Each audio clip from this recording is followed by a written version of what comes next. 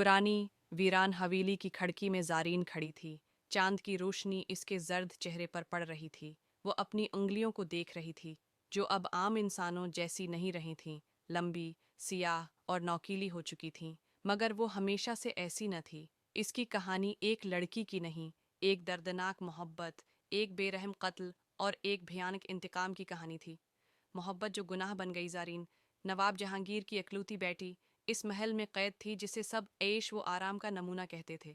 लेकिन ज़ारीन के लिए वो महल एक कैद खाना था। फिर वो आया, आज़ान, गरीब माँ का बेटा, मिट्टी से जड़ा हुआ, मगर आंखों में आसमानों को छूने का ख्वाब। दोनों का मिलना किस्मत का लिखा था, मगर दुनिया उनकी दुश्मन थी।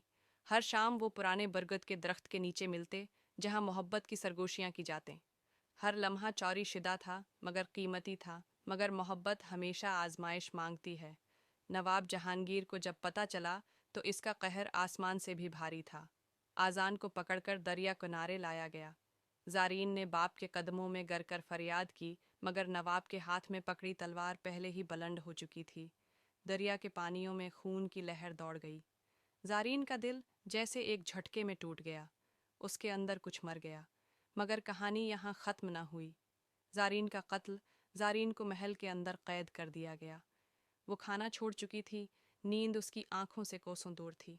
वो बस एक नाम है, दहराती थी, आज़ान, आज़ान। चांद ग्रहण की रात थी जब नवाब जहांगीर के हुक्म पर ज़ारीन को ज़बरदस्ती महल के सबसे तारीक कमरे में ले जाया गया। ये मोहब्बत तुम्हें ले डूबेगी, ज़ारीन। नवाब के अल्फाज गर्ज की तरह गूंजे, और फिर एक हिंटर ज़ारीन के नाजिक वजूद पर बरसा। एक बार, दो बार, फिर बार बार। ज़ारीन चीखी, गड़गड़ाई, मगर किसी को रहम न आया।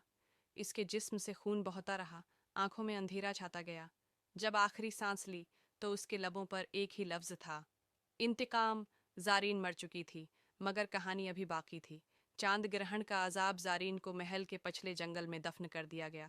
मगर जैसे ही चांद ग्रहण मकमल हुआ, ज़मीन ने सांस ली, हवा रक गई, दरख्त झुक गए, धुआं सा उठा और ज़ारीन की कब्र में लर्जिश पैदा हुई। फिर एक चीख जंगल में गूंजी।